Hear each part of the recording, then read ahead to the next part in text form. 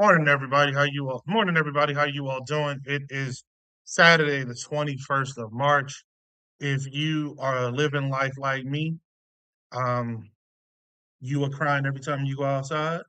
Not because it's a bad day or a bad time, but you see them damn gas prices, and every time you see them, you lose a bit of your soul. Uh, it is freezing. That's why I got a damn sweatshirt on. It's freezing in my house, and it ain't freezing where I'm at. I'm in Atlanta, and it's 70 something, probably 80 degrees today. I came back to the crib, man. Damn HVAC unit was off, so I called the peoples. Well, actually, that's not true. Found out about this right before I left on Monday. I hit them up, emailed them. They didn't respond. I called yesterday. They were supposed to have somebody out yesterday, and they didn't respond. So I'm sitting in the fucking house, burned, and it's hot as hell outside. I was gonna take all this shit outside if it wasn't for the damn noise. So I decided to push through in the inside.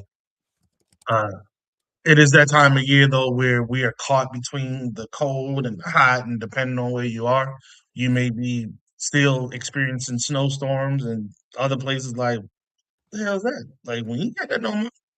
So I saw just the other day they were talking about MSP having problems up there in Minnesota. Did you also saw come through the other day, Thomas? Yeah, we had a blizzard. You ain't got to remind us it's 73 degrees today. With snow, it's behind us now. It's, it's like, cause so I'm in Chicago because I'm working between the two for the past shit month for real. And it's snowing here. But they was like, yo, if you going to Minnesota, you can that's all right. Like ain't nothing going in, ain't nothing coming out. The Yeah. roads is closed. I can let the situation up that muddity wiggity. But I'm So, glad you all yeah. made it through. I knew you would. I mean, hell, it's that time of the year, right? You just don't know what's going on. My brother, we he shared this when we were together last Saturday. So I was down in Florida for our reunion, and my brother Terry, he's still in Maryland. So he comes and he's like, "Yo, this is bullshit." So he said, "Dog, Thursday, I woke up. It was fucking snowing. Mm, 10 o'clock Thursday. It was 50 degrees. mm,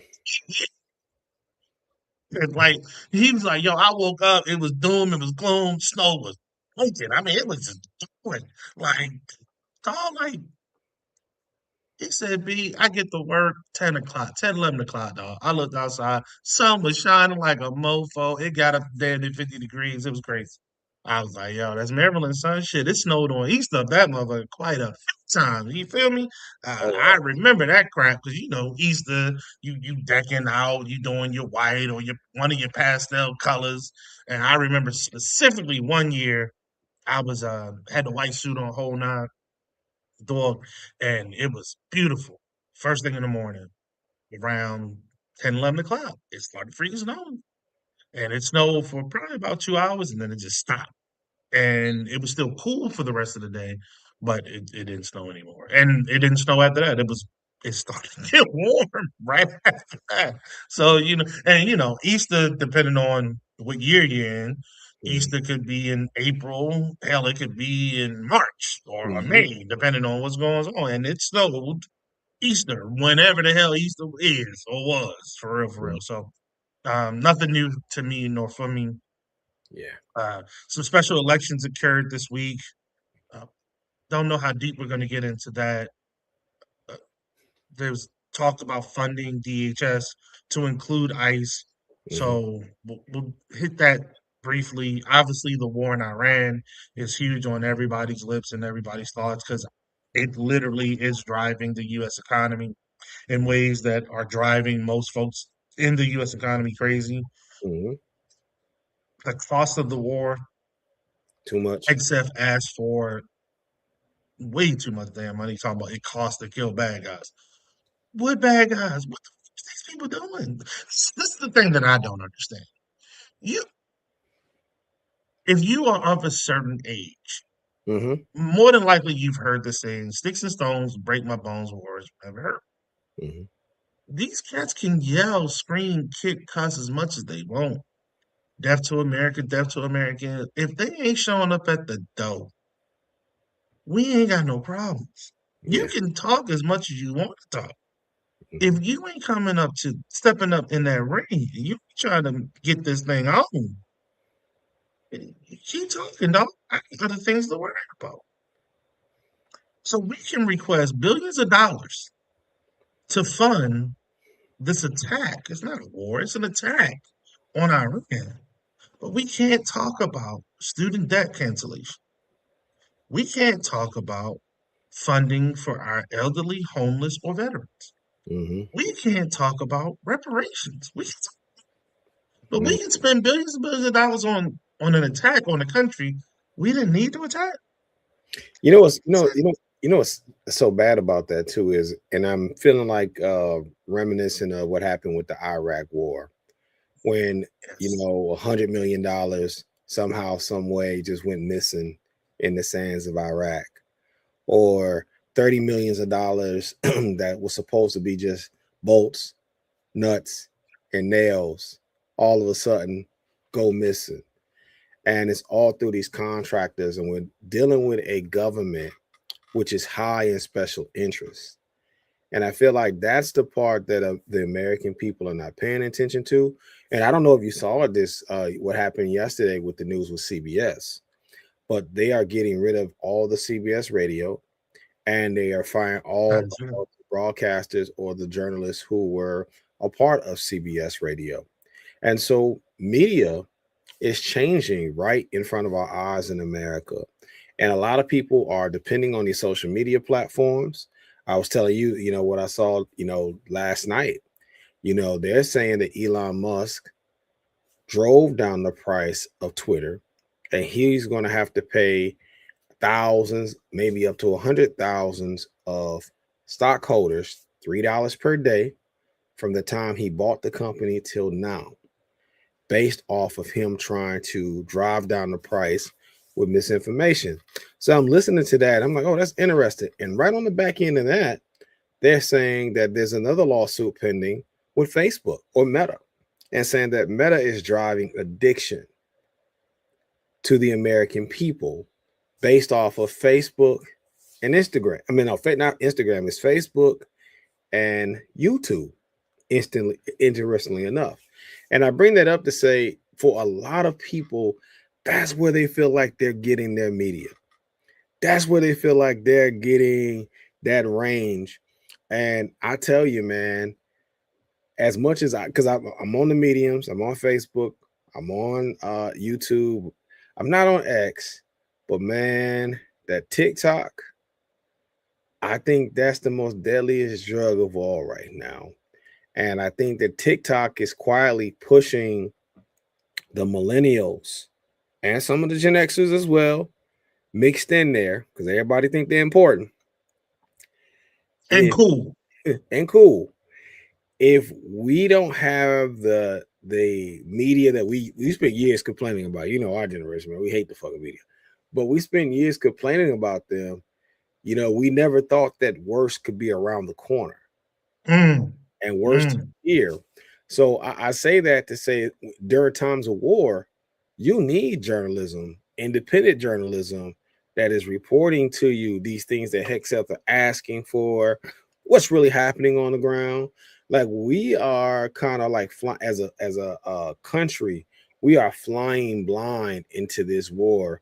We're not necessarily getting information that is allowing us to see what's happening in Tel Aviv, as well as Tehran. So speaking of, I saw a blurb the other day talking about the Second Marine Expeditionary Force was activated, Mhm. and that's worrisome because Marines are not usually activated unless you intend to put boots on the ground. Mhm. Now, let's not be clueless. Let's not act like there Mhm. are not already boots on the ground. Now, there may not be official units on the ground, but FOs are always in first. FO is a forward observer. Mhm. FOs are always in first. Other assets are in. Mhm. And that's just what we do. You got to know what to target, when to target, and there's no better understanding of those things than having actual assets on the ground. Mm-hmm. When you're looking at utilizing satellites and stuff like that, there are lags, there's misunderstandings at times, there's all kinds of stuff that can happen that you don't want to happen. So you need those actual human assets on the ground. So again, let's not be funky with this, as Rashi would say. Morning says we do already have boots on the ground in some form of fashion. Some form of fashion. I'm not saying the actual units on the ground, but there are some assets that are already on the ground. But when you start talking about moving your Marine forces to live state, where you are activating them, telling them, hey, get ready, we might need to move with your ass into this direction, that's definitely worrisome because now you're talking about potentially having a lot of body bags coming home. Mm-hmm. And when the first folks came home, nobody was there to greet them. Mm-hmm. President wasn't there. Pete Hegseth wasn't there. They got called out. So now somebody is trying to be there when the bodies come home. Mm-hmm. I don't know how much Americans are willing to stomach bodies coming home for a fight that was not picked with us. We Mm-hmm. picked it with somebody else. Mm-hmm. For a country whom is armed enough to cause trouble for other countries in the region consistently, we can't do shit about it. There's nothing we can do about it Mm-hmm. but sit back and hope, wish, and complain. Trump goes on to talk about many countries will help with the clearing of the blockade and the strait. Who? Help you? You didn't talk shit about everybody. Everybody. You didn't talk shit about everybody. How America doesn't need this, America doesn't need that. We don't need you, motherfucker. Yeah, we do. Yeah, we do. And this is the time that proves that we do.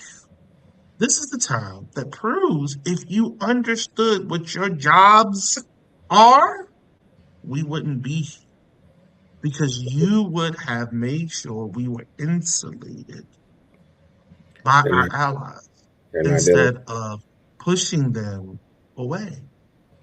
Who wants to help you when you've talked shit about them time and time again? It's sort Mm. of like being in the classroom and them kids calling you, talking all kinds of trash about you. Then they want I'm your on help. spring break. I'm on spring break. Don't start that shit. Nope, we ain't going there. I started spring break. Watch your mouth. Watch your mouth. I wanted to transition to bring you in, sis. I was going to ask you about that. How's it feel to have a couple of days off? Hey, I'm on my way to Vegas. Brother Rodney said he could tolerate a fool like me. So I'm headed out there because I have not been anywhere since I took my illegal car and drove it to New York and back. So I, I ain't been nowhere since the cops stole my car. So I'm going to go ahead on and hit the streets. But I told all three of y'all, hey, but hey, Brother Barry, I got a layover in Minneapolis when I have dinner on a Wednesday night. Because you see what I'm saying? I'm tired. You don't hear Nice. me. I've been fighting illiteracy. I've been fighting illiteracy, poverty within the family. I've been fighting apathy within the children. I've been fighting. You understand the teacher's fight is not the teacher. Thomas, would you tell them the teacher's fight is not single fold? It's literally the reshaping of a upcoming generation within a nation. And when I saw what I had got handled after COVID, y'all on that they on that goddamn bullshit. You hear me? I'm talking about children who don't know how to spell their last names. The database is asking for their birthday, month, day, year, year. Okay, yeah, Four. four of them. Okay, Yeah. this is how they done got me, y'all. Y'all hear me out there in these streets looking ready. They got you confused. They got my ass fucking confused on what the password is, okay? And I got children who, since August, I've been showing them their birthday to show them how to log into a system to do an assignment. That content is well above remembering the four numbers of the year they were born. And I've been doing that battle. Don't fuck with Johnson, because she'll come in. I don't have no man. I don't have nothing to do but fuck with little kids all day. Be careful how There, you say that now. there is no there is no other hobby. I don't do make rugs or bake or nothing. I just try my best to show little kids what's gonna happen to them and explain Mm. to their parents how they methodology is gonna have them with a nigga in their basement with their name on the oranges talking about who took my shit? Who took my shit? This is 41. at 41 years old asking mom, hey mama, what you eating for dinner? I'm hungry. Mhm. Mm. So Okay. what we're looking at is a pattern, and I feel like I'm fighting something unseen. You ever heard of a battle with a force that you cannot actually conceive? Like I feel like I'm fighting something that Yeah, it's called racism. I mean, I can hear that. I can hear that. How racism has compiled a system of education to where I feel like I'm not as effective as I should be because of the nature of, the poverty, what they call it, the SES, the socio economic status of the population in which I deal with. But that's not Hmm. quite. I feel like I'm fighting something else, like it's like a Jordan Peele episode or something, where I'm fighting. I, Um, I don't. I'm engaged with you. I don't want to go too far because I want to get back to where we were. I wanted to bring you in though and give you an opportunity to get some stuff off your chest. But I want to engage with you on that point.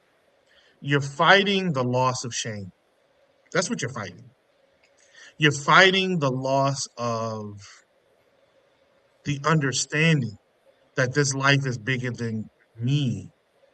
And yes, though I need to be fulfilled, everything I want to do ain't everything that I need to do. And my legacy needs to be more than going back in time and Thomas's comments, needs to be more than my TikTok posts, needs to be more than my friends list on Facebook, needs to be more than how many followers I get on whatever social media platform I'm on. My legacy needs to be the cleansing of my family's name as best as I can, or keeping it clean as best as I can.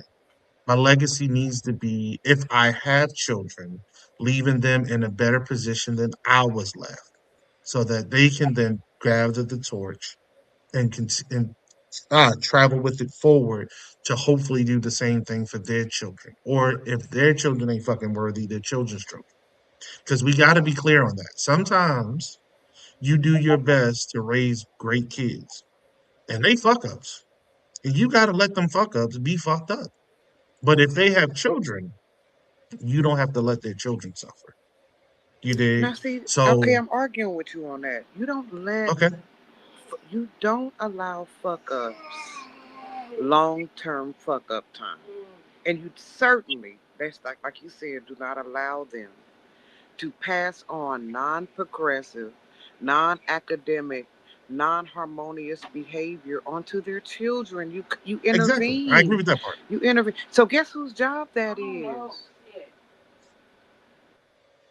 Us as parents, You thought. well, the saying goes, if you don't raise your children, you will be raising your grandchildren. I Can- disagree with that statement can- because you can raise your children. Yes, sir, I got you. I'm gonna let you in a half a second. You can raise great children. I'm sorry, you can do your best to raise great children, but them motherfuckers got to take it upon themselves to gather what you're giving them, learn from it, process it, understand it, and then move forward. Go ahead, Thomas. So I just want to quote this brother from Baltimore who was at this press conference, and he asked a pretty good question. And I think that this fits the conversation on both ends. He said, there's an old saying, it takes a village to raise a child. But what happens I when the believe it. village retarded? Yeah. When the village it has been when the village is still practiced, No, not no, no, no, retarded. no. Let's Come not. on, No, no, retarded. no. Come Not on, still keep it practice. right No, now. no. We're not When still the village, practicing. The village is retarded, and the school is retarded as well, and the academia aspect is retarded as well, because academia is rooted in capitalism, and that's right. they've That's taken right. out the ways for kids to gradually learn. And this conversation for some of us, where we don't even feel like children need to be able to spell words properly, be able to read words properly, even though we had to spell and read words properly, because we're trying to trace it back to something that happened in West Africa that we can't even prove, because we got this YouTube scholarship, or we got this other aspect of people who are getting paid to write curriculum, and they can't prove where this this etymology comes from. So to me, for us, I do think that there's things that culturally we've lost. We lost when you don't have Jet magazines, you don't have Ebony magazines, and you don't have Essence magazines inside of your home with black faces on it for kids to pick up and try to read out who's this person, what's that person. Here's what black excellence really look like. When you can't do that inside of your home, then we lost the aspect of literacy. And literacy needs to be important, because some of us forgot, as much as we celebrate Juneteenth in Tennessee, some people couldn't get free if they could not spell their names. That was a part of Mm. getting, you had to learn how to read. That was a form of a poll tax, by the way, as well. So we talk about a lot of these things on a progressive level. And this is why I've been saying for the last 7 years, the biggest ism in this country is racism. We don't understand how bad they hate us. They would rather dumb down the entire society than to have to compete with us. That's what they would rather do. And when we don't understand that, and we spend all of that time fighting amongst each other, instead of say, yo, when we're making those grounds, they're willing to hold back their own people to make sure that we don't lap them. I need to jump in on that. So I was blessed Monday as I flew out. I shared a table with a young fella who worked for Delta. We got to chopping it up a little bit. He was a good kid. He goes on. Later on, young lady, older sister, she comes by. I offer her a seat. She sits down. She worked for Delta too? No, I was just about no. to add that she had a This sister, body. Okay. this sister literally works for the Lord. For real, for real. Okay. She works All right. for a Presbyterian sect out of Africa. Okay. And she Missionaries. based, hmm? Missionary. Are they called missionaries? I'm not exactly sure. That's why I stayed away from that word, because I'm not exactly sure if they were 100% a part of the church or they were just affiliated with the church. However, I did get her information. I did invite her into the show. She's from Belize. Mm, She's actually based out of dope. she's in Wales, I want to say. I want to say Wales, yeah. And we were just chopping it up.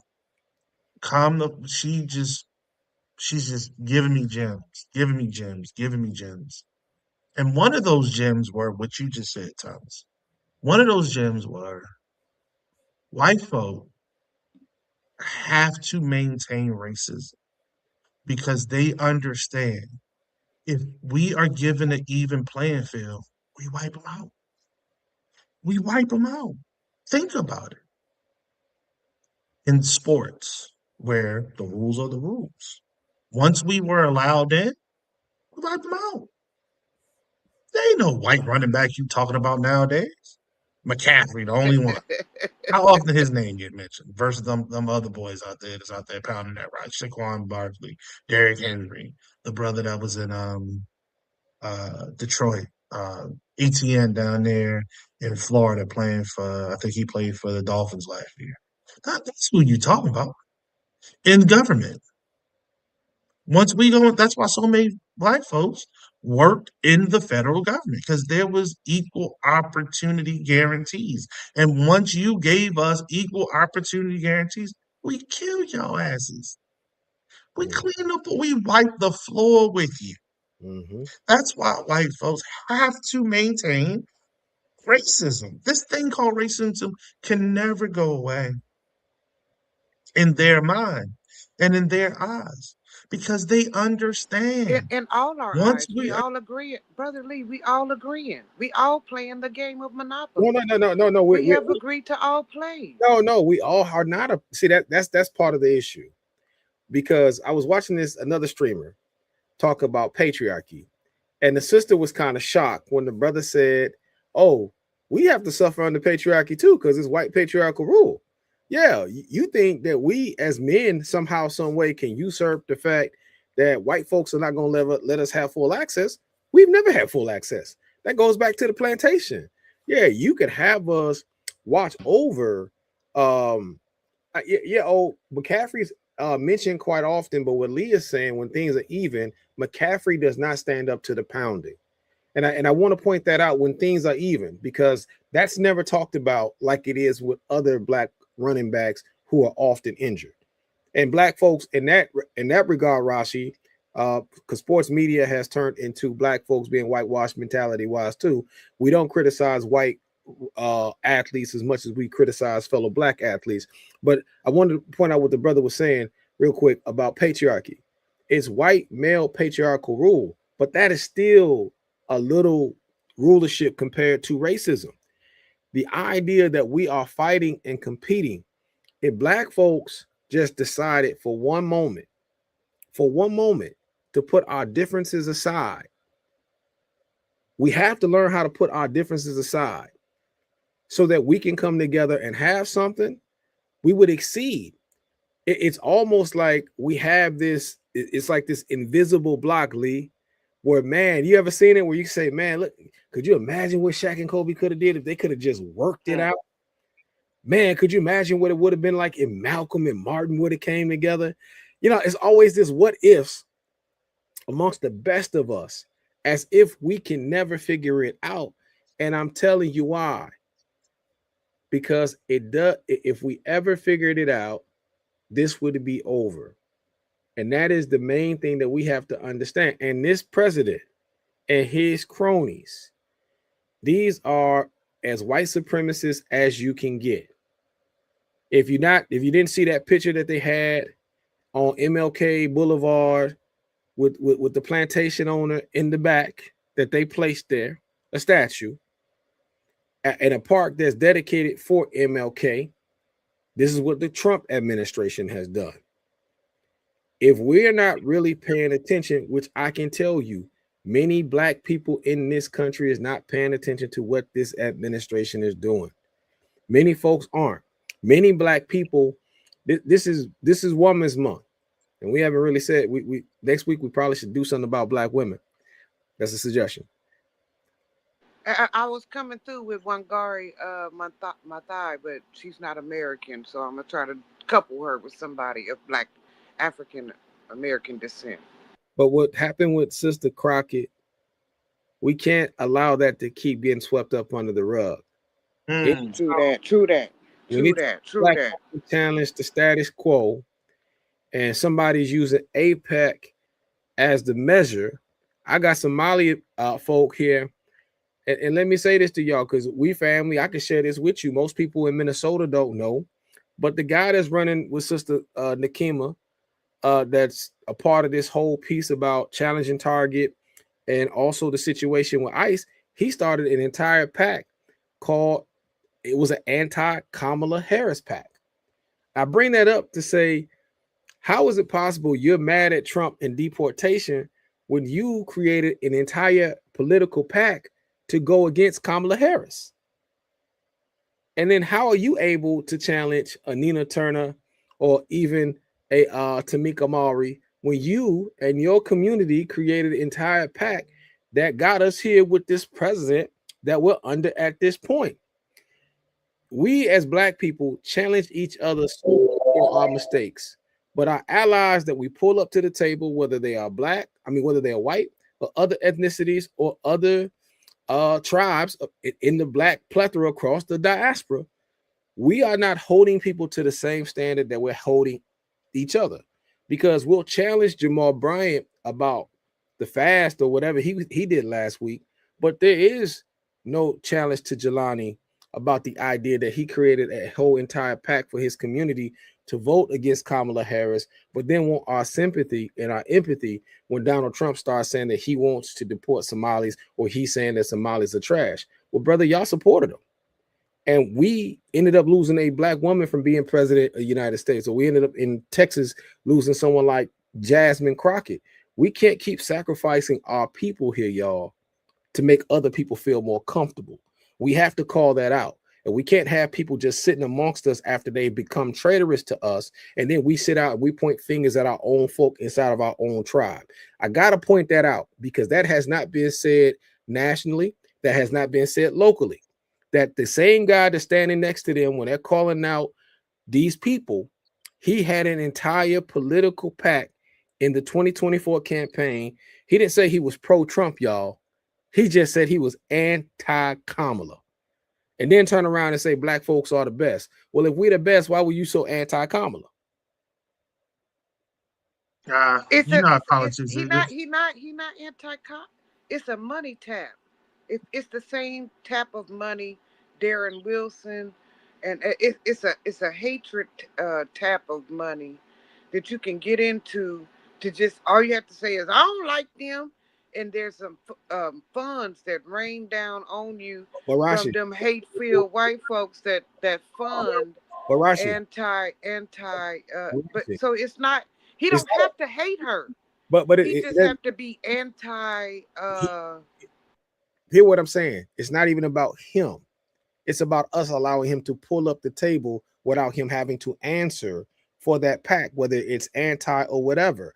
How we gave him a pass, but then yet we're calling Jamal Bryant out to embarrass him, or we're calling out Nina Turner, or we're calling out Tamika Maury. Why don't we have that same type of energy for these people that we pull up to the table that we call our allies? There was a brother who was it was only two black senators in the state of Minnesota. I begged a friend of mine to not go and at the caucus and go against that brother. And she promised, oh, he's worthless. He ain't this, that, and the third. I'm gonna go ahead and I'm gonna get this Somali guy in. Well, we knocked out one of our own people, one of our own folks knocked out, helped knock out one of the two black senators, the only African American senators we had at the state level at the time. Well, guess what? That Somali senator that took his place has not even began to help that sister on what she was trying to do. So I ask again, this is why racism is so important. And if everything is even, and if we looked at ourselves like other people look at themselves, I'm talking about black Americans, we would get further along. But our thing is we always feel like we're about the broader picture. And the broader picture always got us taking shorts. We think we're smarter than what we are. That most criminals do. I just want to let you guys know. Most criminals and sycophants think that they're smarter than everyone else. That's why the exception is always for them, because they're going to tell you that there's some type of ancestral connection to people who are not even looking at the ancestral plane. We have to learn how to be wiser politically inside of the U.S. as well as around the world, because this administration, y'all, these are some hateful white folks, man. These are some. Listen. What this movie called? The Hateful Eight. Yeah, Whoo-wee. yeah. and it's And weird to this me. the It's hateful weird to four me how seven. that it's a money alliance. You think you dealing with an intrinsic actual, but we right next to them. We raising their kids. She's in there. Consuela's in there. It ain't no fucking German nanny. She's from El Salvador. You understand? It's a little African lady in there cleaning the shit out of them three properties they have in them other countries that they have. The little other houses that the rich people have. So this is what I'm saying. It's a fake hatred. It's an alliance of money, and this is what our new mission is. We gotta I don't. chase. We gotta follow the money. Who is Yeah, funding Darren Wilson? Who is yeah. funding Derek Chauvin? Because he's got some money waiting on him. Whenever they let him out, did they let him out? They didn't let him out. Is he out? He won't get out, but he had $1 million pension as a police officer first time But, in. I ain't talking about that You said fraternal order of police shit. I'm talking about them people. They got some money waiting on Derek Chauvin for killing him. They got some Hold on, money Rush. waiting on. Uh huh. Don't go too far because I want to get back to where you started. So you said it's a money alliance. Um, I don't think it's that. I think it's an alliance out of necessity. So yes, you may have Consuela in cleaning the homes or being a nanny. You may have a sister. Rodney, I think you're frozen because you've been in the same position for like 2 minutes. I'm trying to bring you on, but I didn't want to bring you on till you were set. Um, you you have a sister in there being a nanny or cleaning the home, whatever. But because of the levers of power and who controls the money, unfortunately, like Brother Barry just said, we have to be more serious about our movements and our actions. It's very difficult for us to establish anything, not impossible, but difficult for us to establish anything long term in this situation because we don't control assets like capital in bulk.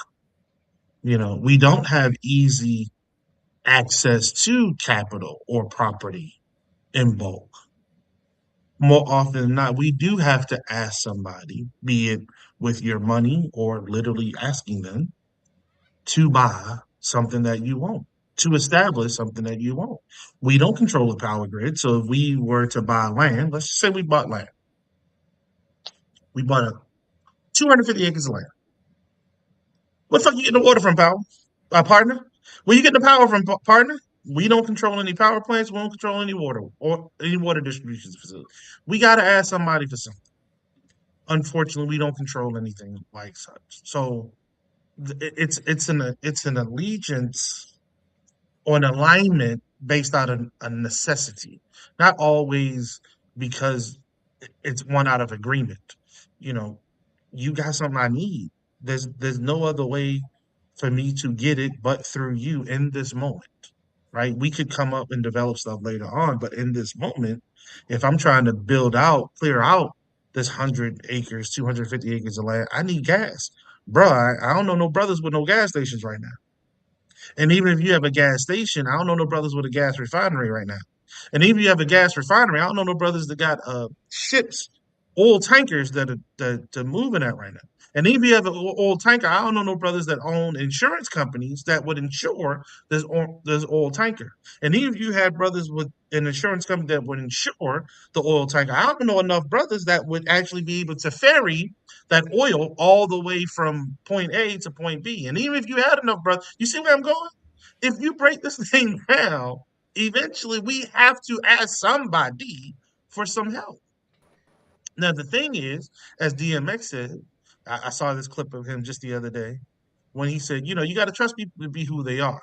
You have to trust yourself enough to know that you're going to see them for who they are. That's what you got to do. So, um, in this case, allegiances, there's nothing wrong with making allegiances. Nothing wrong with that at all. But you also have to make sure that you do your due diligence in who you align yourself with, regardless. It's nothing different in your personal life as it is in business. You have to do your best to find the best partner that you can find to accomplish your goals. Because we can align ourselves with great people, but they may not be the best partner in order for you to get to and through the things that you need to get to and through. You dig? So absolutely. Rodney, morning to you. How you doing, brother? I love the shirt. That's on time today, for real, for real. As Hexef asked for Junction, 200 billion. no function. Conjunction junction, what's your function? You know what I'm saying?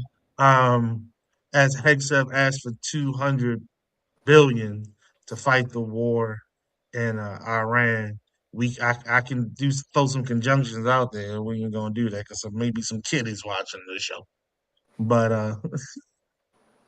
um, yeah, Rashi. So that's all I wanted to inject in that. Like, you know, we talking about control, and there's only but so much control we actually have. Now, we can control the things that we can't control, and we should do that, right? So maybe we need your electricity in the beginning to get ourselves through, but then shortly thereafter, we need to set up some solar and or some wind to get some alternative sources of power, so we no longer have to depend on you. Because just like because once we ask you for stuff, now you know where we are. We may need to cut ourselves off from anything of need from you, just in case you want to cut us off That is the because you best. pissed at us for something. Huh? You are a genius. You are a genius. I wanted to talk about what we were doing to Cuba. I really wanted to talk about how we were treating Cuba on this show. Yes. I really wanted to see if we were going to get to that subject and I cannot explain how close what we are doing to Cuba is what you just stated. Am I right, Mr. Rodney, or not? I was trying to throw These it to you people with that comment. these people are what I want everybody to turn their eye to Cuba. Turn to Al Jazeera, because you know we ain't gonna do it. We never talk about what we do to those kind of nations. I, you have to, and we have to have a whole show, brother Barry, about who you got to listen to in order to hear the news about what we're doing to small nations, right, brother Barry? Because they're not going to do it on ABC. They don't tell you that we're starving out a nation.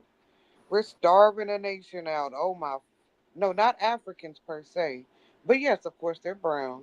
They're always brown. Why are they always brown, brother Rodney? They're always brown. In fact, Racism and hatred. if you look at all the countries we have recently bombed and or tormented, they're all brown people. They're always brown. They're always fucking brown. Anyway, but more importantly, our friends to the south, brothers, our comrades. They are our comrades. They have always been our comrades. In fact, they have been with us in the liberation of our motherland in Africa. Cubans rode their ass all the way. Okay, they didn't roll, they flew. I ain't trying to be funny. But they went all the way to the Congo to help African people figure out how to liberate themselves from European and right uh, racism's, domination. And so we have, as Africans, descendants in America, a somewhat tied to the Cubano, okay? A somewhat tied to the Cubano. And so I would like for people out there listening and us abroad, on the show to turn our eye to what we are doing as a nation to Cuba. Because, as I say in class, what are you talking about, Miss Johnson? Well, we're talking about not allowing a nation to get a natural resource that is that is at least, what would you say? What's your estimate, Brother Rodney? 50%? Because they're not a solar nation. It ain't like they doing a lot of hydroelectric. If you cut their oil, well, we cut somewhere between 50 and 75% of their capacity. Because I know they burn coal just like we do for power. So we're not cutting their coal, but we're cutting their refined. I'm sorry, ladies and gentlemen, if I'm boring you, but I need to get No, clarification you're from my fine. brothers who understand on it. Because some people will think, "What the hell she talking about?" But I'm trying to get it tight in my head. Because I told y'all I'm the special one of the group. Y'all know y'all got to treat the IEP kids a certain way. I'm getting my minutes in, Mr. Barry. So let's get it. All right. Well, listen, So sis, what? I would say this. This all started with Venezuela. Yes. It all started with Venezuela, but not when we think. You know, when the Venezuela had Hugo Chavez in charge, a lot of people don't know that they were trying to cut back off of oil and they were using sugarcane. Like, we talked about this on rant radio some years ago, Rodney, about them trying to use the sugarcane as a way of alternative fuel. And when they got rid of Hugo Chavez, that went away real quick. They went right back to crude oil. And then once they started taking over those tankers and hijacking that started impacting what was going on in that region. And then you add in what's going on with Iran. The issue, y'all, is that this man, historically, this goes back to his racist ideology. Any war that he feels that white folks have lost, He's trying to fight those wars over again. What he is doing in the Middle East is akin to the Crusades.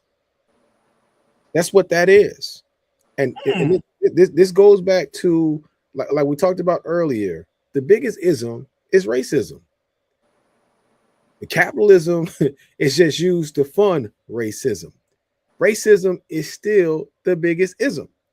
And if we can't agree to that when we come to a table, if this has to be about your pronouns, if this has to be about your gender, if this has to be about where you went to school at, if this has to be about your skin tone, if this has to be about what tribe in the what tribe of Judah you from, whether we came over here on slave ships or whatever the distraction is going to be, racism is going to keep stealing everything out of the back. And the difference between Trump and anybody else in the past, though, is he is so flagrant with it, y'all. He pokes his chest out and he'll tell you, as he was said with the Army Navy game. Who cares about the Army Navy game? I watch football. Nobody gives a flying fig about the Army Navy game, but he had to let us know I got more power in this term than when Yes. I had the last term because I Yes. would not have been able to do this. Why not? Because it was checks and balances. And we gotta take Mike Johnson for what he is. Mike Johnson, A puppet. he has a starched Klan hood in his closet somewhere. It may not be literal, it may be, it may not be literal, but he is on board with this bigotry. And that's just exactly what it is. And the call to what's happening in Cuba, they are trying to set this up for Rubio to go back and run Cuba because that's what Rubio said he wants to do. But I think this is a bribe for Rubio because I do think that Rubio has an inch, a smidgen, not that much, Rodney, not that much, but a little bit of a conscience to where if there's going to be somebody who played Donnie Brasco in this situation, when when it's time for them all to meet the guillotine, I think it'll be Rubio be the first one dropping dimes. And the only way to make sure that he does not drop a dime is to give him what he wants so he can get on out the way. And that's Cuba. And I think Trump is so sick that he's willing to kill thousands of Cubans to make that happen. Right? Because he did it in Haiti. Yeah, the Clintons did it in Haiti. It's a pattern, and when I see it in live action, I be like, "Ow, why they doing that?" But I have seen. How many times are we gonna watch the starvation of a nation just so somebody can take over it as a puppet place, so that they can have military access for the ability to be on the offensive before the actual homeland, sorry, is in jeopardy. Brother Rodney, who would know better to talk to about that than you? You got the most hours locked in on homeland defense, and while we are at this weird puppeteer situation with all these small nations around us, Greenland, right? Cuba, right? We're doing almost this 360 defense circle. Talk to us. Talk to me. What am I on something, or did I just hit the bottle too hard last night?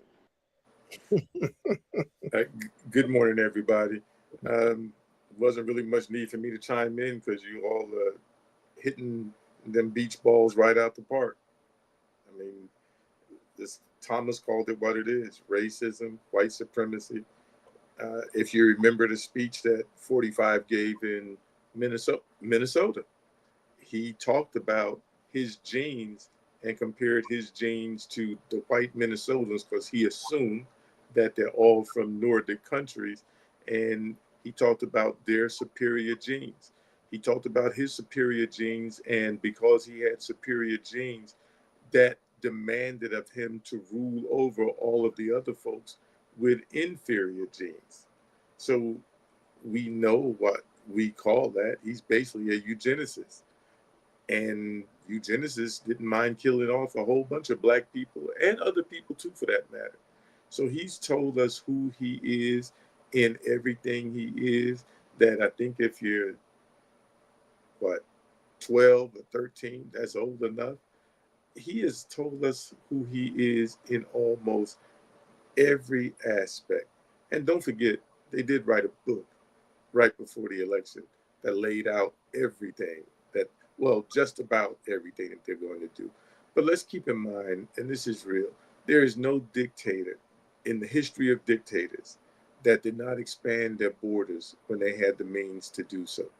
And there is no greater military on the planet than the United States military. And just what Lee said, the checks and balances are gone because he fired all the black people that were in charge. Black people have always kept the rules. We are the rule abiders, and we hold other people accountable to the rules because we knew what would happen if we broke the rules.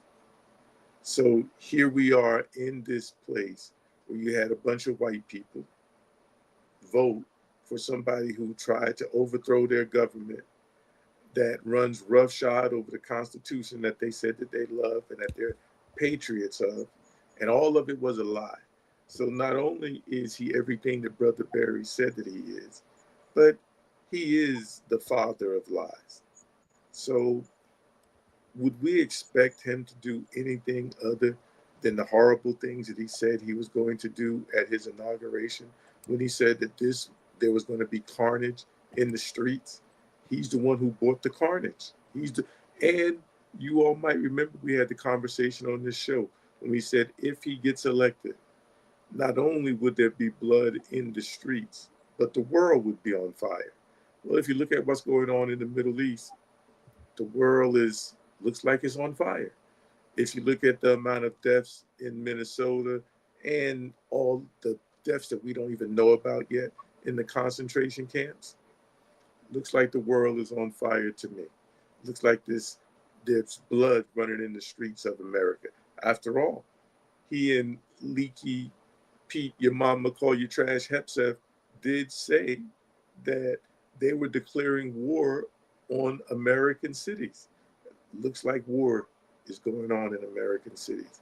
So, Sister Raji, we can talk about him and we can talk about his ilk, that 20 to 25% of Americans. We can do that and we can continue to do that. And I'll say it, and I've said it, and I'm going to say it again. It is no longer about him or them. It's about us and what are we going to do?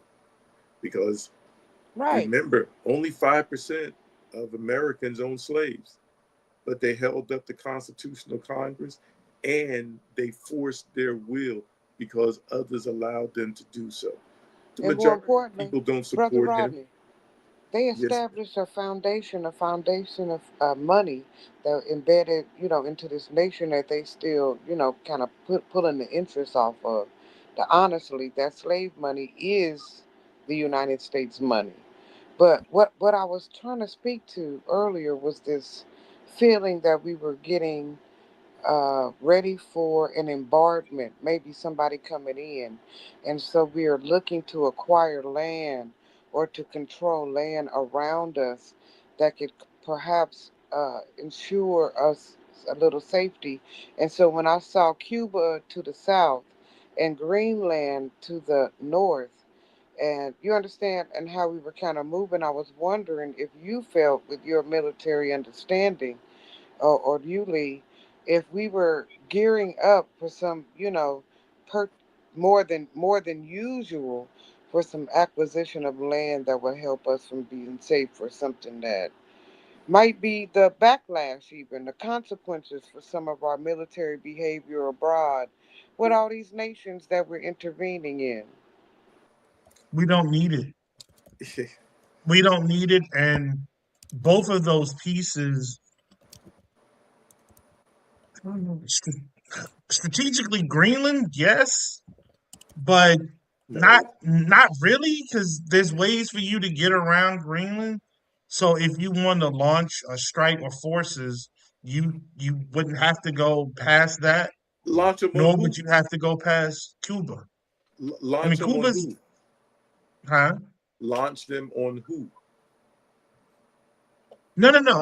I think she was alluding to if someone was trying to strike against us, is it is it plausible or possible that we're trying to acquire these lands as a defensive mechanism? Am I right on that, Rashi? Am I tracking where you were going? Absolutely, like because if it was about water, maybe for Greenland, but I really don't understand why we would be trying to do the Bay of Pigs again. Like, what do we own?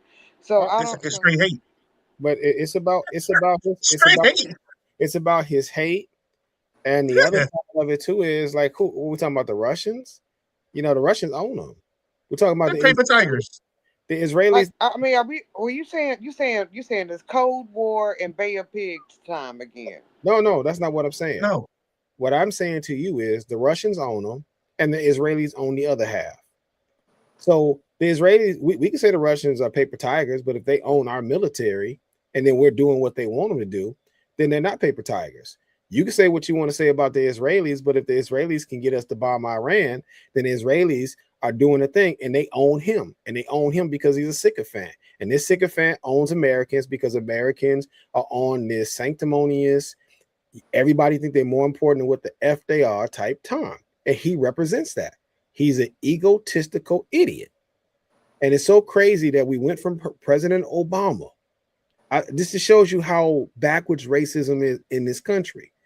We go from the guy that's ahead of the Harvard Law Review to this guy here who's barely good enough to be a community college grad, who's ran every business into the ground, and who is so undisciplined with his sexual deviancy. Like, we don't really understand. And I say that, y'all, because the Obamas had to deal with so much attacks where people calling Michelle Obama a man, or calling Barack Obama gay, or or Muslim. Muslim, making sure that we say his name, Barack Hussein Obama. Hussein Obama. We need to make sure that we say Hussein so that we drill it into these white folks' heads that he's a terrorist. Can I jump in for 10 seconds? I don't want you to go too far either. Just like on with Rashi, just like early with Rashi. I want to go back about maybe 15 seconds of what you said. You were talking about how we went from Barack to him. Mm-hmm. I was talking to this white guy again. Airport conversations are like the greatest. They And are. he says to me, he says, "Have you ever paid attention to how Trump speaks? Have you ever noticed how his conversation is third gradish? He Super. cannot get out of his way. It is so hard to listen to him because he sounds like a third grader. He sounds like he's 8 years old."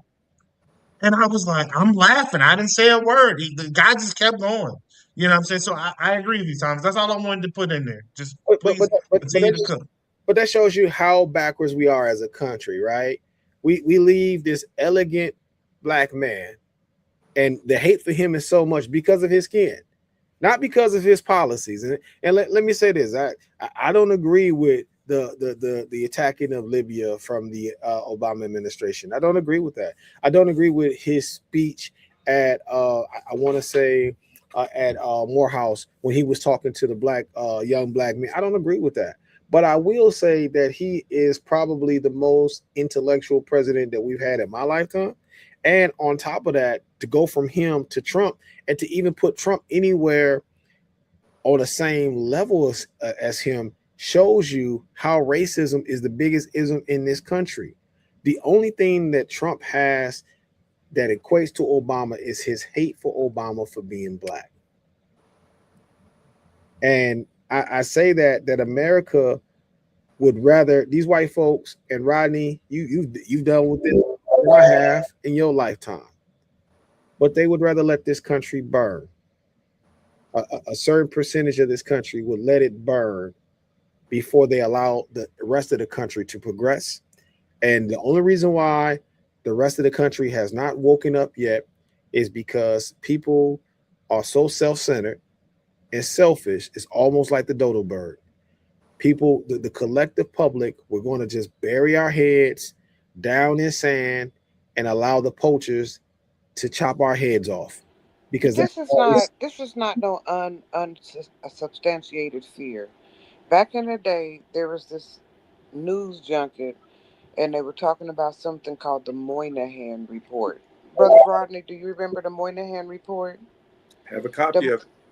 the Moynihan Report stated essentially it should have been, if I can remember some of the bases in Francis Cress Welson's even work, in that it stated that eventually they're going to be phased out of the human genome. Like literally, they are a human variant mutation. Listen, people listening, I didn't say good or bad. Let's talk genetics. And I hate to sound like, you know what I'm saying? Let's talk genetics, Brother Ronnie and Lee, okay? They are human variant genetic, I'm sorry, human genetic variant, and that eventually within a population of time within, they will be phased out if they don't have an exclusionary plan to breed only to ensure their existence. They will breed themselves within the population, in the fact that they are like less than 10 or less than 9 or less than 5 they have double digit numbers, but only because of racism, only because of uh, pathology domination. It is the plan, it is the exact plan to ensure their genetic existence within time, so that it must happen. So the Moynihan report was like a time frame in which it would be the end game if they don't keep enacting the plan, which had got kind of circumvented in the 69 free love. Come on, let me get some of that movement. So, listen, please don't think I've been getting too high. That's not what had happened. But if you put the numbers together and you add it up and you lay the two things, if you lay the three transparencies on top of each other, messages uh, manifest themselves on what drives this intrinsic need to do political behavior to ensure the genetic existence of a specific population of people. And so that's all I was trying to say. The Moynihan Report, if you ain't ever heard of it, please tap it in, because it's manifesting itself almost exactly. Whoever the geneticists were, whoever the population epistemologists, not epistemologists, what you call it? It's some people who track population. I ain't got my names right. But they said it right. The Latino Hispanic community is blossoming wonderfully. Africa is indeed, because of the AIDS epidemic, the youngest population on the planet. They intend to have the next 50 years are going to be pretty much the growth of Africa. And so, if we invest in African children right now, we could rule the world. We could possibly rule the world. Everything they said was going to happen was happening, and so what we're looking at are vestiges of the a plan to ensure their existence in 20 was it 2030 or 2050, Brother Rodney? I do believe it was 2030, but it could have been 2050 that the end of the projection for the end of the Moynihan plan was. So there is the Moynihan plan. There's also the Climate Report, Karma, Karma Report. So there's different reports out there, but all of those things were projections, and none of them have to happen. They happen because we allowed them to happen, and or we put the things in place so that they do happen. There you go. And so, yes, I was around those times when they wrote the Moynihan Report. Actually, it was considered a racist report back then because it had such a doom and gloom look of black people, and people fought against it. I would it would be worth a discussion to say, was it or wasn't it. I tend to think that it wasn't, though it could have been deemed that way. So the erasure. Somebody put up white replacement theory in the chat. I'm not able to chat on that one. That was Brother Marlon. Marlon Malcolm. Yeah, Marlon. Eminem's been hitting them keys this morning.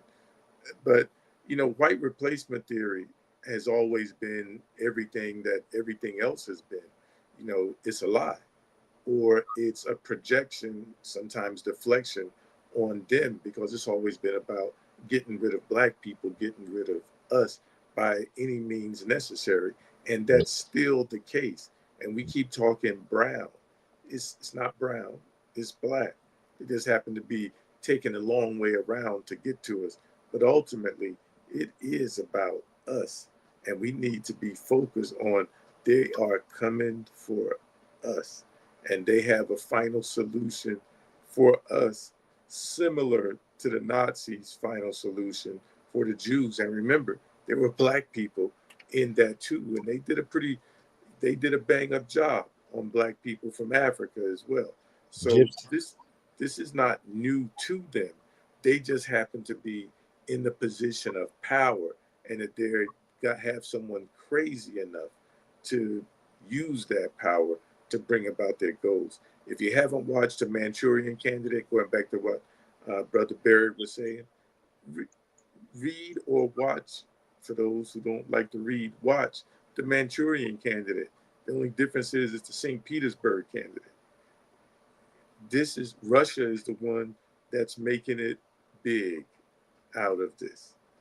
Israel is those are the two winners. And the rich, the American people. I filled up my van yesterday with regular gas. Cost me $87.60. Man, that's more. Jeez. That's more than what the vans were. Hey, hey, watch your mouth on Topecia.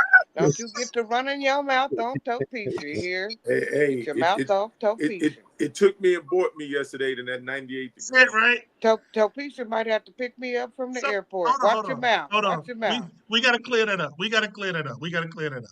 So for you all that don't know, Rodney has a very steady van. It's not, one of the panel van type situations. It's a minivan. And it gets him from point A to point B. We all have suggested that it's time to retire the van. Because though it does get you from point A to point Can I B, buy the van? I'd like to buy it's the van. I'd like to come to fly to Vegas, now will it purchase be the legal this van, time, and Roski? drive. Because we don't need the same shit going on last. Ah, shit. Okay, I'll shut up. Hold on. But anyhow, um, Hey, I don't everybody, even. what it is they're jealous because I don't have a car note. That's what it is. I want the van. I'm Well, done. I'm finna live in that Oh my motherfucker. I God, figured no, out somebody Rodney. loved that well, Rodney, motherfucker so much. Rodney, I We're think you worried talk. about your safety and security, bro. Go ahead, Thomas. I'm Well, sorry. Rodney, I think that most people don't know that Moynihan he apologized for allowing them to take his report out of context. He was warning what was going to happen if Yes. you disrupted the black family. And in all of Mm. those numbers that what no one looks at is that the black numbers have not moved. That's Right, that. right, So, right. but we can't say right and then start talking about gender politics. We're producing I more. wondered about that though, Rodney. Before you move on, hold on one second. Why? Literally, how? Why are we stuck in the Uh, teens? I I could call it I, stuck in the I teens. could tell you why, because we'll recite Francis Cress Welsing and others, but what we stop doing is populating, and we're too proud that we're not populating, and we're underpopulating.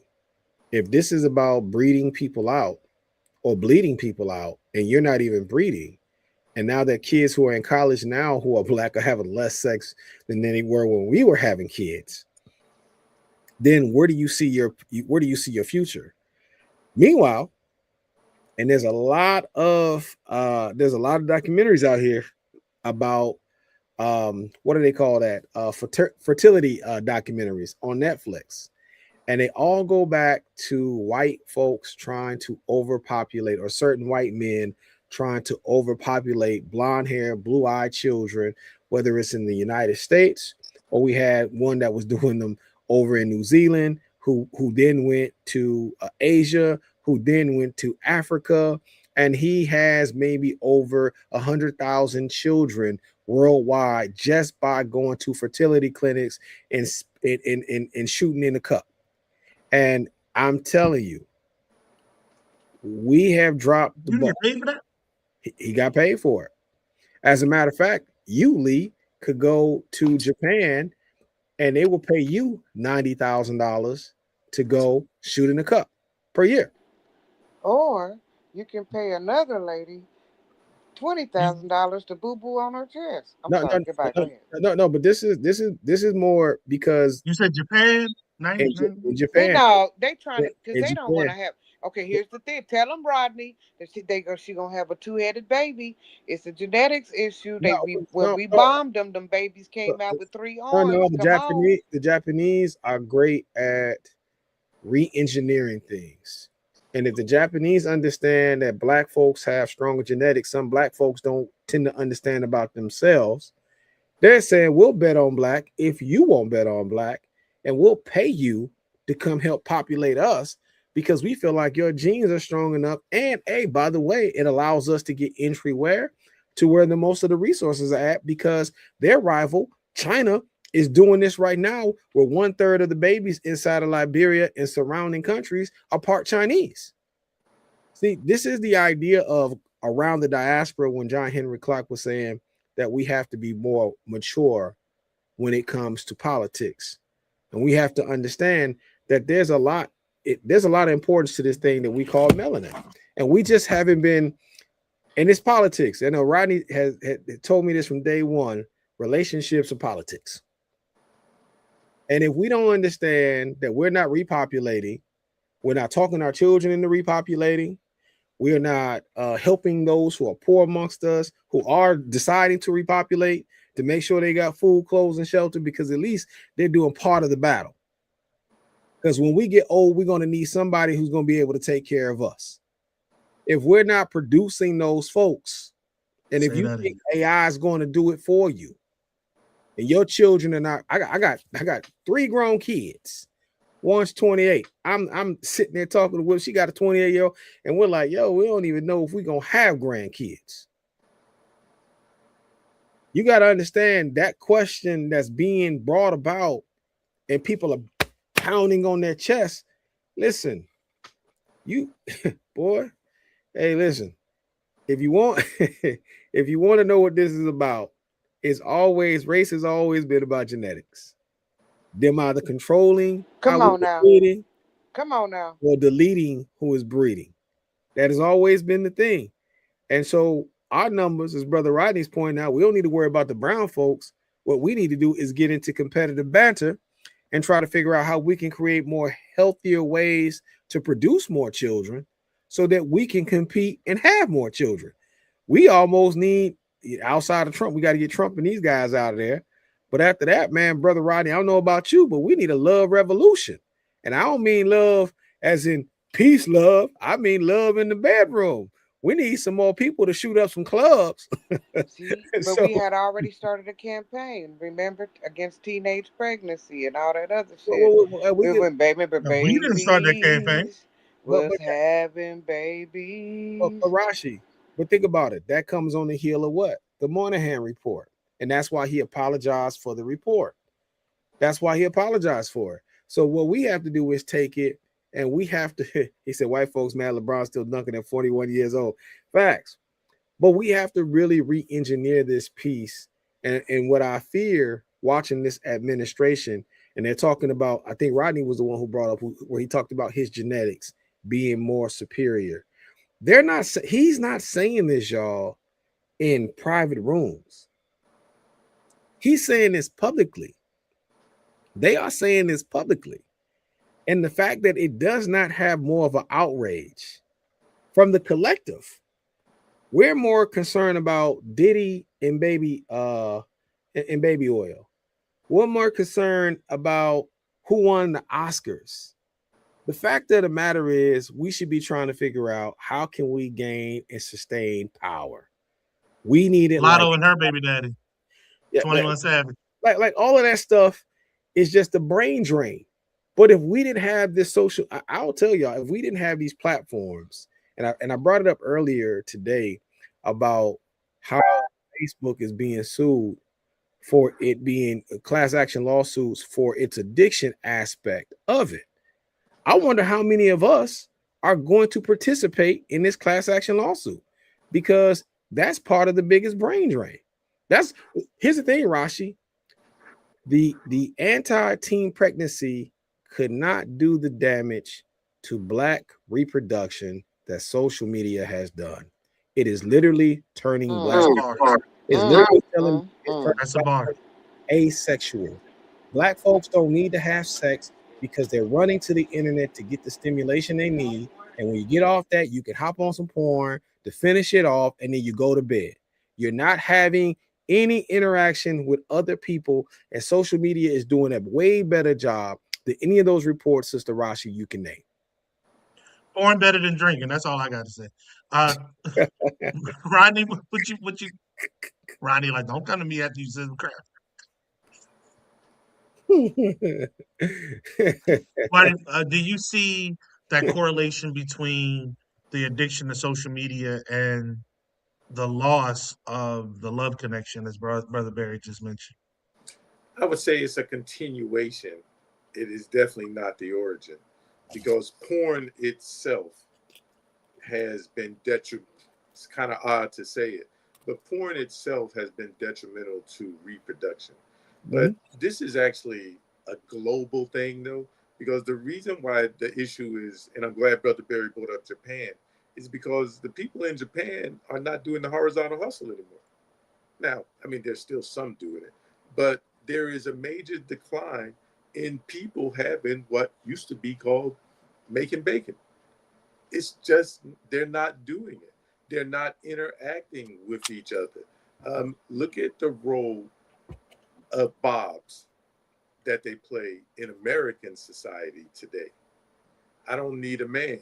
Well, it used to be if you didn't need a man for nothing else, you needed a man for For that that, at that least. that steel, right? Well, now Bob has taken the place. As a matter of fact, I think Bob is no longer in the drawer. Bob is on the pillow on the other side of the bed. Not even under the pillow anymore. He's on the pillow on the other side of the bed. We're seeing AI chatbots on the rise, and now they've made them so realistic that it's hard to tell the difference. You can have Bluetooth attached to your Bob so that when you connect to AI, your AI chatbot, the AI can operate your Bob. So you don't have to do it. This is something that's been going on in Japan. Japan has been importing Africans. Like, instead of China importing Africans, they just went to Africa. The biggest resource, it wasn't the minerals. It went right to Well, the well. it was the zinc and I guess the magnesium that's in that source. But that was, they went after the black woman, the African woman. That's the biggest treasure. And black people, remember when the Ukraine war started and there was issue getting Africans out of Ukraine? So they were being pulled off buses and et cetera. Notice they were paying Africans to come to Ukraine because not only are the Japanese not doing the horizontal hustle anymore by choice, and they're losing that ability to interact with one another, but Europeans in general's population or fertility rates have been on a constant decline. African Americans, much less. Africans, even less. But it's white people. Somebody mentioned, was talking about genetics earlier. White people's fertility rates has been on the decline. Now, I'm going to give a counter to Brother Barry, though. It used to be the one drop rule, right?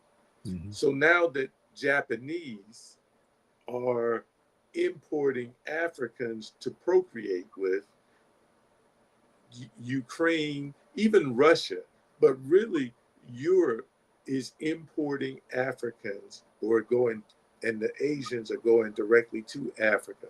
Well, maybe the how we can look at this is they're doing it to repopulate themselves. But let's flip the script and go back to the one drop blood. Nah, that kid is half black, so that means it's all black. We don't have to accept the Chinese card. We don't have to accept the white card. We can still keep those mothers can because women carry the culture, and it is about the culture. It's not necessarily skin; it's culture. Women carry it. They're the ones that's impregnating the women. And then, of course, you do have the trips where they're asking the brothers, the white women are going to Jamaica and whatnot, looking for the brother that can swing it and throw it across his shoulder, a la Richard Pryor. So white women are getting themselves pregnant with black men. So, yes, they are trying to keep us from having procreating one on one, black to black. But at the rate that they're going in the world, the browning, it's not just the browning of America, the browning of the world is taking place as they're trying to repopulate themselves through us. It's just a matter of, do we give those children our culture and keep them black, or do we allow them to slip away? And I say, let's give them the culture, because there's no better culture on the They planet. gonna come for it anyway. The whole world love. No, they're The not. whole world love y'all. No, The no, world loves the black aesthetic. that doesn't. So I saw that statement made on CNN, and I remember even Tim Wise bucked his eyes at the reporter who stated that indoctrination is what this is about. If the mother is able to control the education, yes. But if these other groups are controlling the indoctrination, they're going to see themselves as other. And according to John Henry Clark, as well as William Chancellor, the biggest enemy to Black progress at the inception of white folks into our lives has been the Black mulatto, because the indoctrination has typically come as the aspect of them wanting to be their white parent, more so wanting to be the Black parent. And so Hmm. that's something historically we have to look at. And we can look at that. I mean, I live, man, listen, y'all, I live in the land of the light skins. That was another conversation me and Wisdom was having. And I was like, man, these kids, when you used to see a mixed person back in the day, Rodney, they had a little tint to them. These babies now that's mixed, like you be like, yo, where did the black go? Like now, that's not the case. And the culture is not being given to these kids. As Marlon said, look at March Madness. And yeah, a lot of those kids are not culture or rooted in blackness. They're rooted in something else. Now, I do agree as far as genetics, it does help us continue in genetics, which does give us a shot. And you just got to have a shot to be on the field, right? Uh, and we do have to do that. But I still say the best thing that we can do is try to figure out how can we increase our numbers and increase them in safe spaces and being able to provide food, clothes, shelter, and health care to our own folk. But we're such a long ways away from that aspect because we got to deal with the battle that's with us at this point right now. And I certainly wouldn't tell anyone, as Rodney said this past week, don't join the military. But also, I wouldn't want to have a child under this particular regime because you just don't know what you're going to get. You might lose the mother and the child going into the Hey, house. hey, hey! Did y'all hear about the dude who just got fired? Who got fired? It's a Which it's a naval it's a naval dude. Type it in. That it's a naval officer who just got fired for resisting Trump's motherfucking bombing instructions. Go type Talking it in. about the guy who Black you talking, black you talking black about Kent? naval, huh? Oh, you talking about somebody else, not Kent, somebody else. Okay, type it in. He might even be Kent. Like, I didn't get the name right. It's a black dude. It's a ship. It's naval. He resisted bomb orders, and he resigned or he got fired. I think he resigned. He quit. Did he quit? He quit. He quit instead of being fired because he didn't want to do Are you the talking bombing about orders. Halsey that resigned a couple of months back, in charge of CENTCOM? I want to say it was around the time we were bombing those Venezuelan we was bombing them Venezuelan folks in the little lifeboats or whatever. That was And that one was of them Admiral people Halsey. is the host. One of them people, he's a black dude. Yes. He refused to. Okay, so nah, this this is. I think she's talking about. I think she's talking about Chavez Lewis. okay. Is he black? He was the commander of the USS Mason. Yeah, Recent. yeah, Okay, now yeah. so we This got is two about a month black. ago. So okay, come on, y'all, come through. Two black dissenters to this bullshit, right? Two black high-ranking officials who decided they were not gonna follow what you say, What you say, Barry? I'm not going to follow faulty instructions and do some shit that I know is not ethically and It's militarily. an unlawful order. I'm Yes. not gonna follow unlawful orders. Yeah. I Yep. listen. I hope that more people do that, but I will say this much too, man. They need protection when they do it. Yeah. Like the idea of just even with Kent, having him out here just doing interviews, that's not good enough. I hate the fact that the Republicans are in charge of Congress because if we had a good Congress, he would have been, summoned to the Hill to testify to tell his side because I think that's good intel. If he's saying that there was no imminent danger and that's his job is to say it. A good Congress would have had him on, but under Mike Johnson and his Kabuki theater, uh, you just don't get to see what we need to see, which is scary, which is very scary, because man, y'all, people are dying, and them folks are never gonna forget. And that's the main thing. Like even when this war is over, they're never gonna forget. You, me, our children, our loved ones. You never know when we can get caught up in the crosshairs. I mean, Chuck Norris is dead. Oh I my don't mean God, to, we I lost don't, him. No, I don't Oh mean to my laugh at, God, I don't don't mean to bring laugh him at, up. but I don't mean to laugh you're at. talking about never forgetting. You're Oh talking my about never forgetting, God. and we Not started this Chuck. Iran strike in the middle of Ramadan. Oh, We started this strike and That's hit right. a Come school on. full of girls. In the middle of their And we holy started the strike season and and they we hit a starving. school Come on. we hit a school full of girls. You Come talking about a on. people that are not going to forget. You're talking about a people that are going to be very much unwilling to compromise. And let's be honest, we need to get out of this thing. This thing needs to stop. It does not need to continue. It needs to stop now. If Israel wants to continue doing their thing, then let Israel do their freaking thing, with absent of us. This we should have never been here to begin with. Like you said, Israel controls half of him, the rest of us controlled by Russia. Maybe it's 30, maybe it's 70-30. It could be 80-20. Who cares? Israel and Russia control him because Israel has, like we haven't mentioned it today, I'll mention it now. Israel has the unredacted Epstein files, and they can pull out and post whenever they so choose. And that has that boy shook in his boots. mhm. Russia may have some redacted Epstein because I'm pretty sure they paid somebody to get some intel on him as well. That's why Russia controls him. Not only that, obviously, we've all talked about the loans that he got back in the day and the fact that Deutsche Bank were giving him these loans. We all know the connection between Deutsche Bank and Putin. The, So the Bank of let's not. Cyrus. Hmm, It was the Bank of Cyprus. I'm sorry. Bank of Cyprus. I apologize. So Dutch Thank, Bank, Dutch Bank would remember it was a sister that blew the whistle on his loan. Yep. Dutch correct. Bank wouldn't give him the loan, but the Bank of Cyprus, which is owned by Putin, guaranteed his loan, and that's why Dutch Bank fired the sister, gave him the loan. That's how his former Commerce Secretary got to be Commerce Secretary because he used to be the guy that ran the oligarch's bank, the Bank of Cyprus. Gotcha. And let's not forget, because I thought about this in the Epstein files. They released this piece about the Russian gangster. Do y'all guys remember when the Brooklyn Nets was ran by a Russian, when they were owned by a Russian?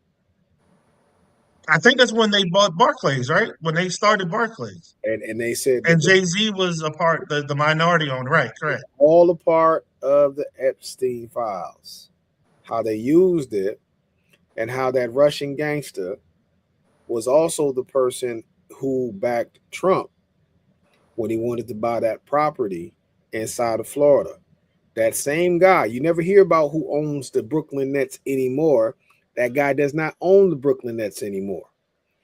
That shows you how deep this is embedded into the fabric of America. That there has been a lot of people turning their heads at this filth, and there are certain black people who are embedded. Yeah, Jay Z, not in ways people think, He used his proudness to trick his people of his community because they had to tear down the projects where he was from. That's why 50 Cent made that song when he said he told y'all that he owns the team, he only owns a seat. He was talking about Jay-Z. Like, this is the politics that's been used on us, and this is how they prop people up like Trump. But it's important for us to know because that's a part of how we can find out who owns him. That Like ownership. Rocky said earlier, follow the money. Well, you follow the money, but you also follow, because remember, that sister got fired, but guess what? She was right. What she said happened, was going to happen, happened. The loan did not make good. He defaulted on the loan. It was bad business. Everything that she said, it was correct. But why did this bank step in? Why would the bank by Putin step in for Trump? Well, you do that because this is your front man. And you have to do this with your front man. And I can almost believe that some of those dollars was used for money laundering.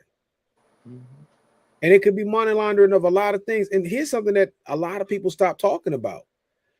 A lot of that beef that was happening on the Gaza Strip during Biden only existed because Trump was meddling while Biden was president. No one talks about that. How he was meddling with the Ukraines and Russia. That only took place because Trump was meddling while he was not president.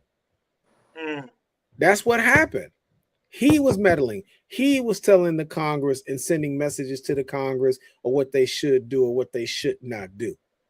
In both instances, I know Kamala and Biden get a lot of bad press, but we have to remember Republicans were not voting for certain things because Trump was telling them to not vote for certain things. And I want American people to understand in this country, and this is why when folks say, well, why ain't Kamala going away? Well, because you lose the presidential election does not mean that you relinquish power as the head of the particular party. Typically, someone else has to raise up. They win the nominee, and then they take it on if it's not you. So Trump still had power even though he lost. He still held on to that power.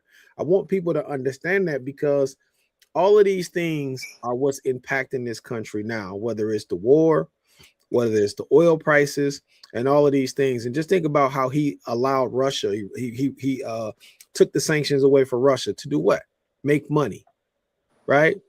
These sanctions been in place for a long time. Why is he doing that? And at the same time, he's hurting China.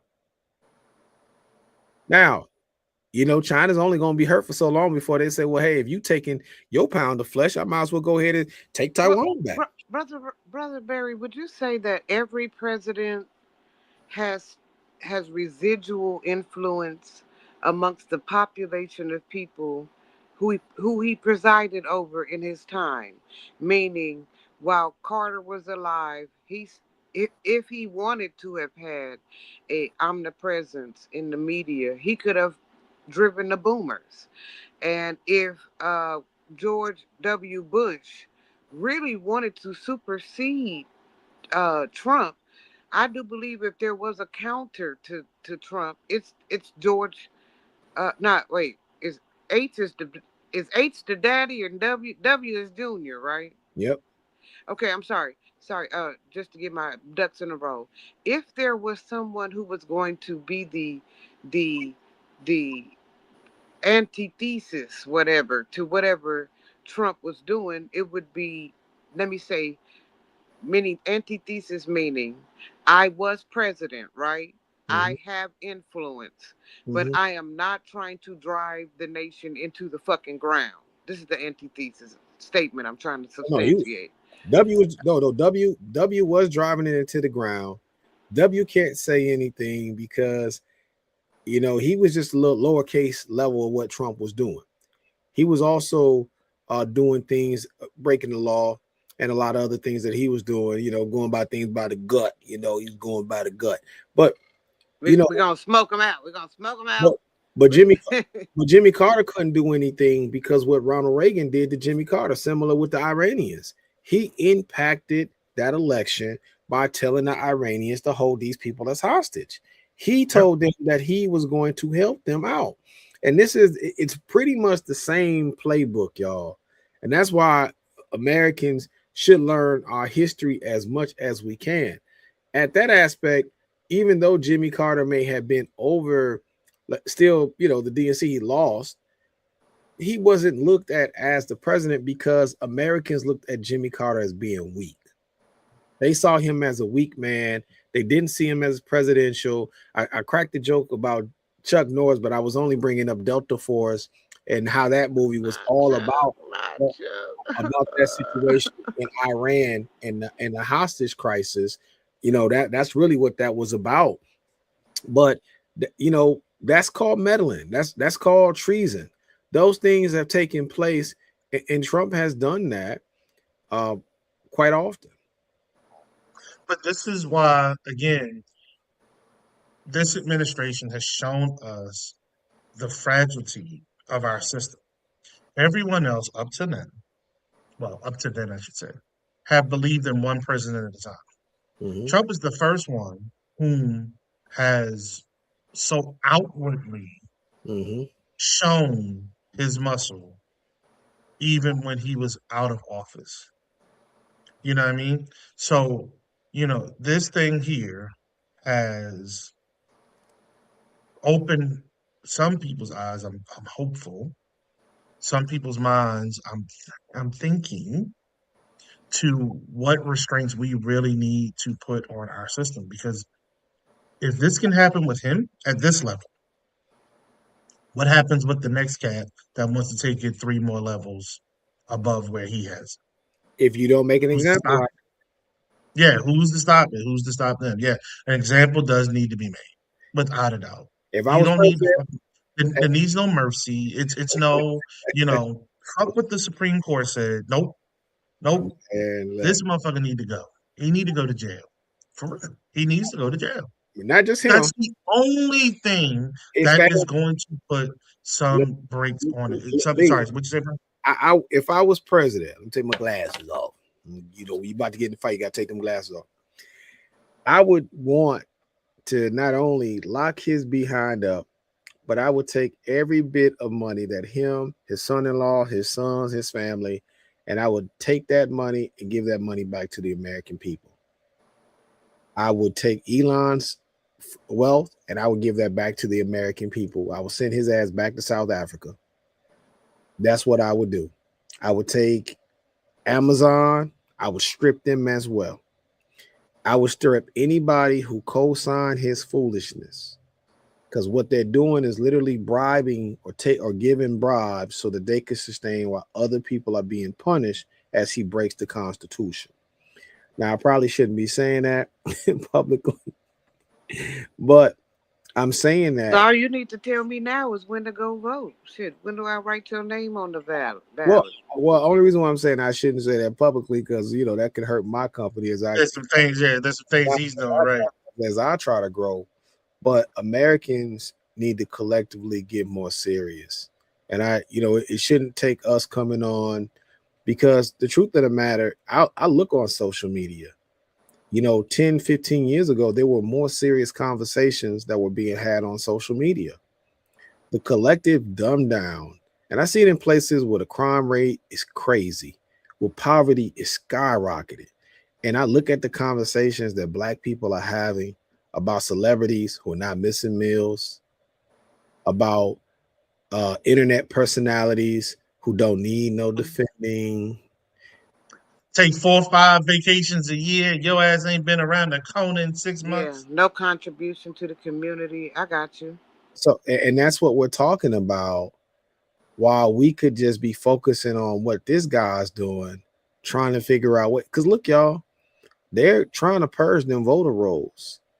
I Yep. know the Democrats are talking what they're talking about the SAVE Act, but we've seen numerous occasions where they said they were going to hold the line, and then they come out and they give us the old college try speech afterwards. Oh, we gave it a try, but because we didn't want y'all to be mad at us, like we ain't gonna be mad that they gave in. We just told them go ahead and have it, and we just gonna pray. We gonna hope Jesus, helps us out of this.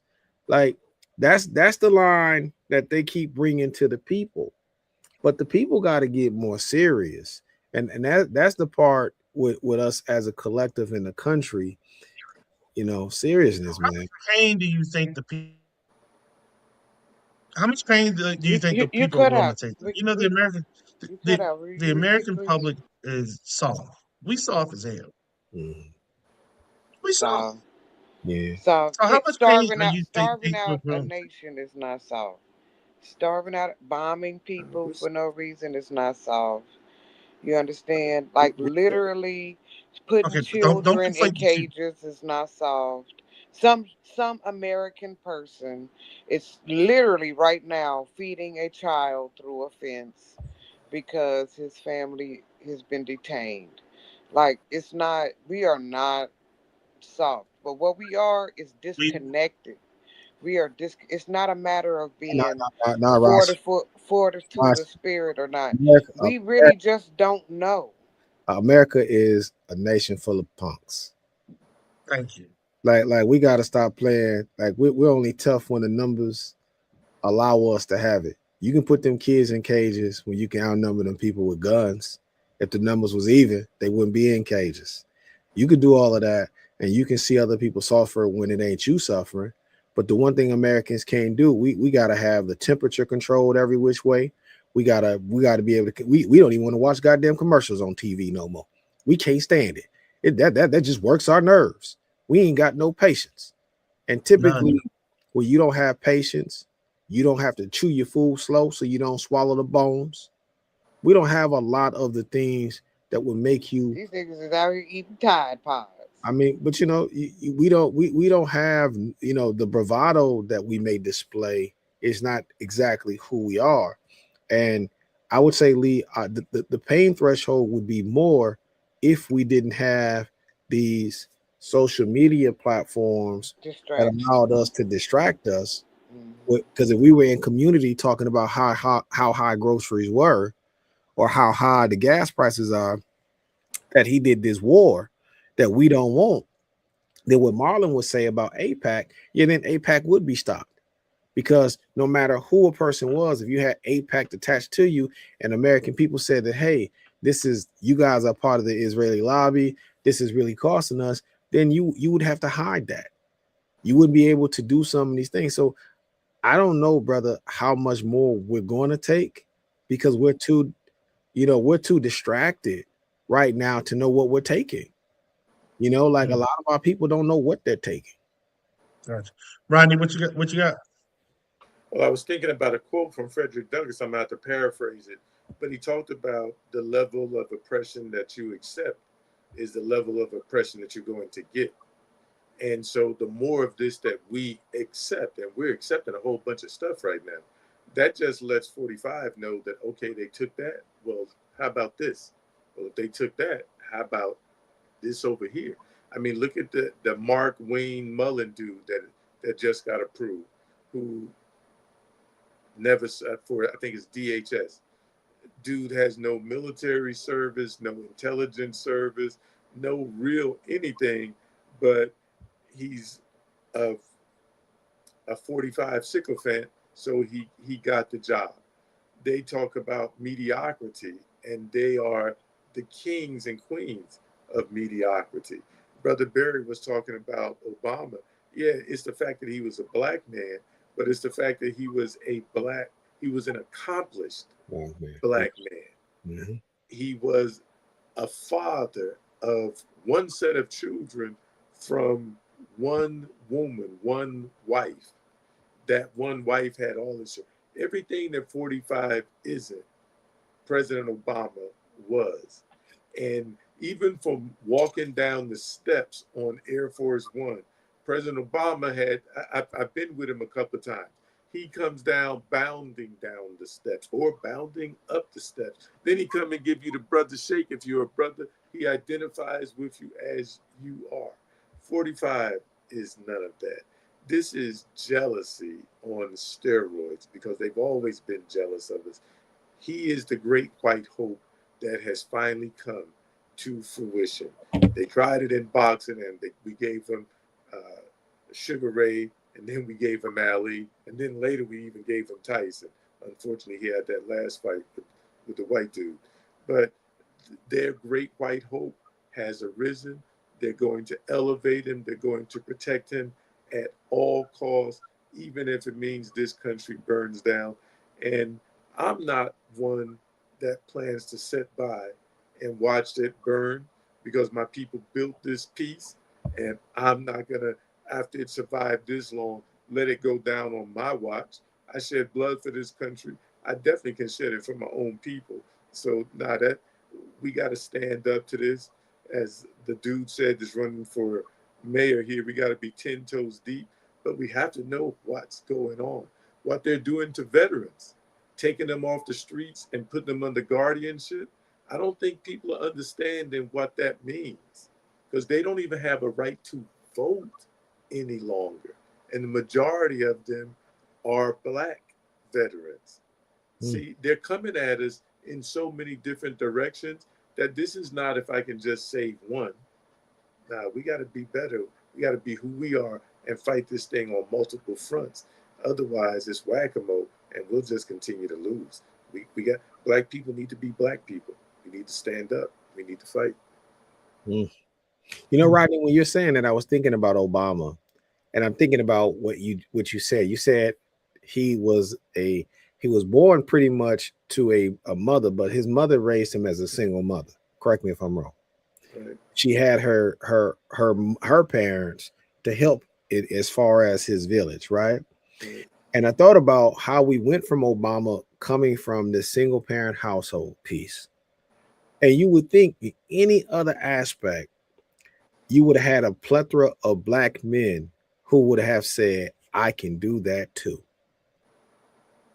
If not for the propaganda against Obama because of his blackness, they did not want that duplicated. And I say that respectfully. I'm not saying that we're advocating for single parent households. That's not what I'm saying. But the inspiration that should have been applied to black boys at that time of Obama becoming the president, coming from a single parent household, like so many of our young men are in our community, that shows that you can do almost anything. And if there would have been an Irish president, if there would have been a Asian president, a Latino president, that would have been talked about more so versus turning the page either to other groups or other genders. At that point, right there with Barack Obama, we see a tell off for black men and we see a push up for everybody else. That's what, and thank you for saying what you said today, It because I scared them. because I never It really terrified them. I never correlated that, because then you start to underinvest in black men. You start saying that black men have arrived. You start putting black men under this patriarchal system because we got one Barack Obama, as if Barack Obama meant that all of us has made it up. That's something that I think, when we talk about this ism piece, that's very important, because that changed the dynamics inside of the black community, unfortunately.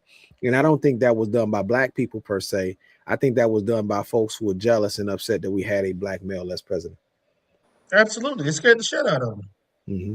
It scared the hell out of them.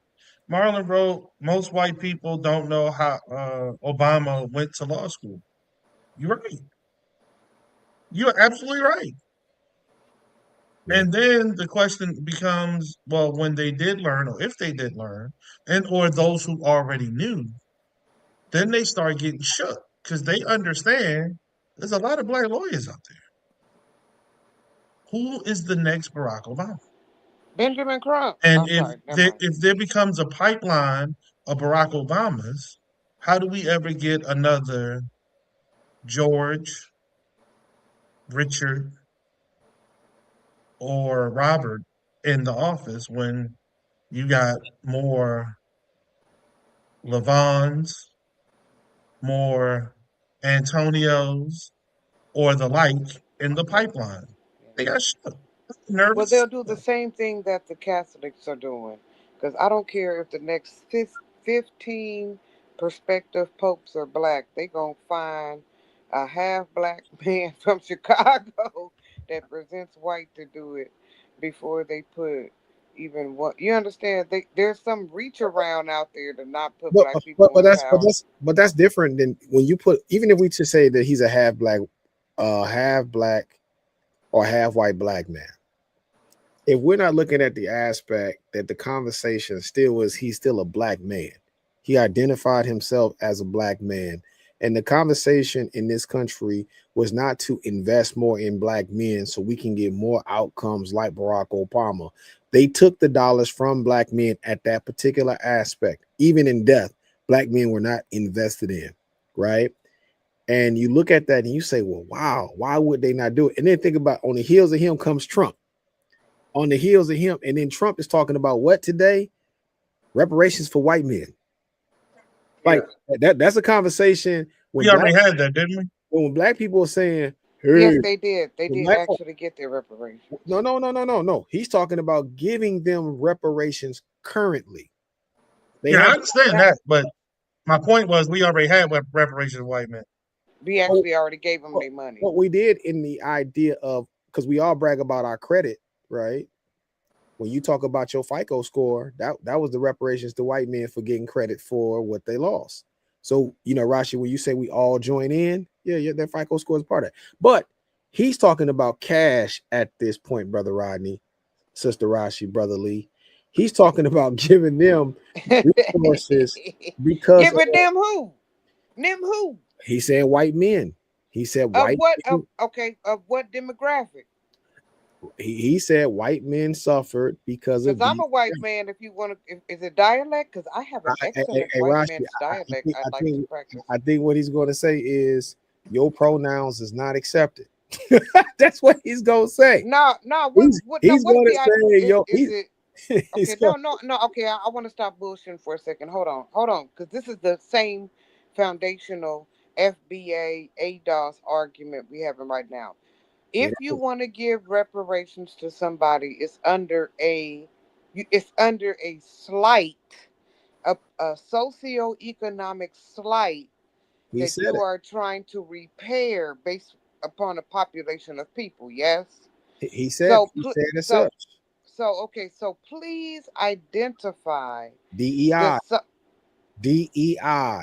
my nigga what That's what he's saying. Government programs affirmative action that has to be repaired he didn't say with affirmative. cash. He didn't say affirmative action. That He said is the what no. Affirmative action and DEI is two different things, and we should never marry the two. We should never huh? marry the two. Right, Rodney, Because am I that far off? Is he right? Well, I'm it's challenging that. I'm challenging that. good luck. one is there was something at the beginning, and then this is DEI is something else. You can say that one may be an extension of the other, but they are two separate things. Hold on. Before we continue on, please recognize we got 7 minutes left. So let's wrap this up so we can say whatever we need to say before we move on, because Rodney and I have something else to do afterward. So, Bryce, you go ahead and finish your thought. No, I was just finally throwing. I was gonna throw the yellow flag in since it's FIFA time almost. I'm throwing in the yellow flag. That's it. And I said, nah, my nigga. I mean, my blessed scholar of God. That that if at best DEI is the bastardized daughter, because all things beautiful happen in the woman's realm of affirmative action. If it is not the exact same thing, but the contract ran out instead of 99 years, it's 90. Is then it's time for the next 99 years, because that's usually what they do, right, Rodney? They cut you off at 99 years. So it's just DEI is the 99 years, 99th year of affirmative action, and you trying to separate them, and I'm just going on record at 11:54 that this is the same thing. Okay, done. All right, cool.